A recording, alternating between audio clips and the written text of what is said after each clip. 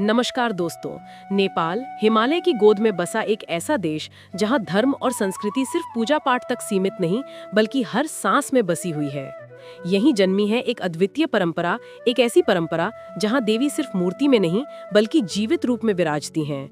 हम बात कर रहे हैं नेपाल की अनोखी परंपरा कुमारी, गणेश और भैरव की, जीवित देवी और जीवित देवताओं की। परिचय। नेपाल की संस्कृति में एक अनूठी धार्मिक और सामाजिक प्रथा है जहां कुमारी यानी एक बालिका जो जीवित देवी मानी जाती है, गणेश और भैरव विशेष देवताओं के रूप में सम्मिलित रहते हैं, खासकर इंद्र जात्रा यानी येनिया पुन्ही के दौरान। ये परंपराएं न्यूअर समुदाय के मध्य बहुत महत्वपूर्ण हैं और हिंदू और बौद्ध धर्मों दोनों में इनका मिला जुला प्रभाव है। कुमारी यानी जीवित देवी। कुमारी कौन है या चयन।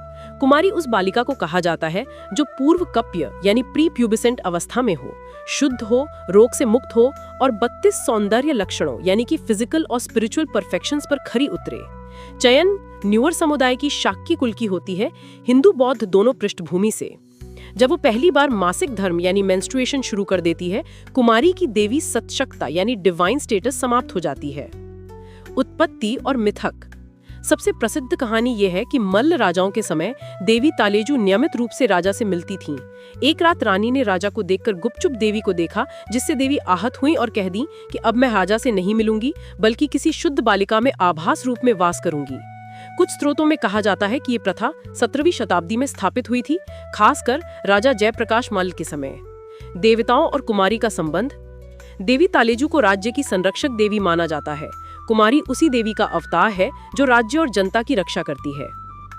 गणेश और भैरव परंपरा में भूमिका। गणेश और भैरव ये देवता इंद्र जात्रा आदि त्योहारों के दौरान कुमारी के साथ बहुत महत्वपूर्ण भूमिका निभाते हैं। अकश भैरव ये भैरव का एक रूप है जिसका मंदिर इंद्रचोक में है। कहा जाता है कि अकश भैरव मूलतः किरांती राजा यलंबर से जुड़ा हुआ है। लगभग 3100-3500 वर्ष पहले एक द्वार समय जब यलंबर ने ऋषियों या तांत्रिक साधना से शक्ति प्राप्त की और बाद में भैरव रूप में पूजे जाने लगे। इंद्र जात्रा में कुमारी की रथ यात्रा के समय गणेश और भैरव की मूर्तियों या प्रतिनिधियों को भी छोटी रथों में साथ निकाला जाता है। इंद्र जात्रा यानी येनिया पुन्ही ये त्योहार काठमांडू उपत्यका में न्यूअर लोगों द्वारा बड़े उत्साह से मनाया जाता है। मुख्य तत्व उठाना लिंगो। त्योहार की शुरुआत एक पवित्र लकड़ी के खंभे को स्थापित करने से होती है। नृत्य और मास्क किरण। विभिन्न प्रकार के मास्क नृत्य, लोक नृत्य, लाखे, पुलुंकी या लाखे नृत्य प्रस्तुत होते हैं। कुमारी, गणेश और भैरव की रथ यात्रा। कुमारी को पालकी या रथ द्वारा बाहर निकाला जाता है। गणेश और भैरव को भी छोटी रथों में शामिल किया जाता है। भैरव का सिर और सम्मान। उदाहरण के लिए अकश भैरव का सिर यानी मास्क हेड त्योहार के दिन बाहर प्रदर्शित किया जाता है और कुमारी उसका आशीर्वाद देती है। ऐतिहासिक संदर्भ और विकास। न्यूअर समुदाय ने यह परंपरा विकसित की जिसमें हिंदू और बौद्ध दोनों धर्मों की मिश्रित मान्यताएं शामिल हैं। मल्ल राज्य और बाद में शाह राजाओं के शासनकाल में कुमारी प्रथा को राजकीय संरक्षण मिला। समय के साथ प्रथा में थोड़े बदलाव हुए हैं। चयन प्रक्रिया, सार्वजनिक उपस्थिति आदि में लचीलापन, जागरूकता में वृद्धि और बच्चों के अधिकारों से जुड़ी चर्चाएं भी हुई हैं। महत्वपूर्ण तिथियां एवं घटनाएं। 13वीं शताब्दी में पचाली भैरव की संदिग्ध पहली लिखित संदर्भ मिलती है। Inscription 1333 AD. मल्ल राजाओं के समय विशेषकर जयप्रकाश मल्ल ने कुमारी की रथ यात्रा को नियमित किया।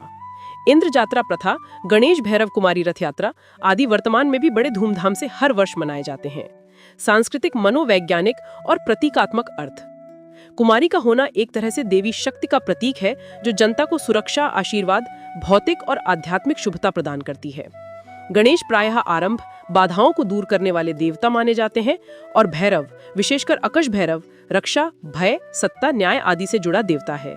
ये प्रथा इस बात की मिसाल है कि कैसे धर्म, लोक विश्वास, राजशाही और सामाजिक संस्थाएं मिलकर सामूहिक सांस्कृतिक पहचान बनाती हैं। चुनौतियां और आलोचना। बच्चों के अधिकार, शिक्षा, सामाजिक संपर्कों में कमी आदि मसलों पर आलोचना होती है कि कुमारी व्यवस्था उनके लिए कुछ कमी या कठिनाई लाती है। गणेश और भैरव को कुमारी जितना महत्व या सुविधाएं नहीं मिलती, जैसा कि कुछ पंडितों ने कहा है। निष्कर्ष, नेपाल की कुमारी, गणेश और भैरव परंपरा एक अत्यधिक समृद्ध, जटिल और सांस्कृतिक रूप से गहरी प्रथा है। ये सिर्फ धार्मिक साधना नहीं बल्कि समुदाय की सामाजिक पहचान, इतिहास, लोक कला और लोक विश्वासों का मिश्रण है। जो लोग बाहर से देखते हैं उन्हें शायद ये अजीब लगे, लेकिन ये नेपाल की आत्मा और सांस्कृतिक जीवन का एक हिस्सा है। नेपाल की कुमारी, गणेश और भैरव यह सिर्फ एक परंपरा नहीं बल्कि एक जीवित संस्कृति है। यह हमें याद दिलाती है कि आस्था जब दिल से जुड़ जाती है तो वो समय और पीढ़ियों से भी ऊपर उठ जाती है। हिमालय की इस धरती पर देवी और देवता सिर्फ मंदिरों में नहीं बल्कि हमारे बीच, हमारे बच्चों के रूप में जीवित हैं। यही है नेपाल की आत्मा, यही है नेपाल की अद्वितीय और अमर परंपरा। जय माता दी। वीडियो पसंद आया तो लाइक, सब्सक्राइब करना ना भूले दोस्तों।